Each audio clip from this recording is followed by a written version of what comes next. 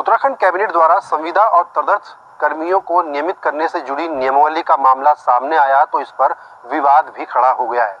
इस मामले में अब उपनल कर्मियों ने उन पुराने आदेशों का हवाला दिया है जिसमें साल 2003 में सभी ऐसी नियुक्तियों को रोक में रखा गया था जो तदर्थ और संविदा से जुड़ी थी। ये जो सरकार अभी जो नियमितीकरण नियमावली 2024 लाने वाली है,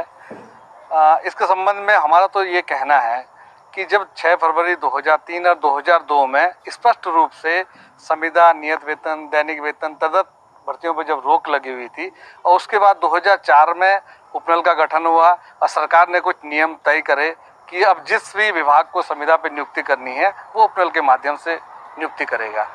अब ये समझ में नहीं आ रहा है कि सरकार जो नियमावली ला रही है और जो हमारे पास जो एक मैसेज है कि इसमें इस नियमावली में उपनल के कर्मचारियों को नियमित नहीं किया जाएगा, तो अब समझ ये नहीं आ रहा है कि किन लोगों को सरकार नियमित करने जा रही है। ये लोग हुए हैं और उपनल के अब ये भी सरकार बताएं कि उपनल के लिए जो नियम तय किए गए हैं उन्हीं नियमों के तहत उपनल के कर्मचारी भर्ती हुए हैं। अब जो ये संविदा तदर्थ पे जो नियम जो बनाए गए थे सरकार की तरफ से कि कार्मिक विभाग की संस्तुति और कैबिनेट की अनुमोदन के पश्चात ही कोई संविदा पर कर्मचारी रख सकता है, तो क्या ऐसा किसी विभाग ने करा है? ये हमारा सवाल है और हम सरकार से मांग करते हैं कि इस नियमावली में जितने भी उपनल के कर्मचारी जिन्होंने 10 साल की निरंतर सेवा कर दी है उनको नियमित किया जाए। वैसे तो कर्मचारियों के नियमितीकरण का ये मामला कोई नया नहीं है और इस पर विवाद भी होता रहा है, लेकिन उपनल कर्मियों ने जो सवाल उठाए हैं वो वाकई बेहद गंभीर हैं और इस मामले पर यदि अब उपनल कर्मियों को भी इस नियमावली में नहीं जोड़ा जाता है तो इस पर विवाद बढ़ना तय है। यहाँ तक कि इस पूरे मामले के अब कोर्ट में भी जाने की संभावना बढ़ गई है। लोग हुए हैं और उपनल के अब ये भी सरकार बताएं कि उपनल के लिए जो नियम तय किए गए हैं उन्हीं नियमों के तहत उपनल के कर्मचारी भर्ती हुए हैं। अब जो ये संविदा तदर्थ पे जो नियम जो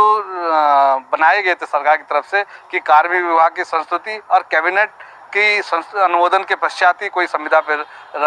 कर्मचारी रख सकता है, तो क्या ऐसा किसी विभाग ने करा है? ये हमारा सवाल है और हम सरकार से मांग करते हैं कि इस नियमावली में जितने भी उपनल के कर्मचारी जिन्होंने 10 साल की निरंतर सेवा कर दी है उनको नियमित किया जाए।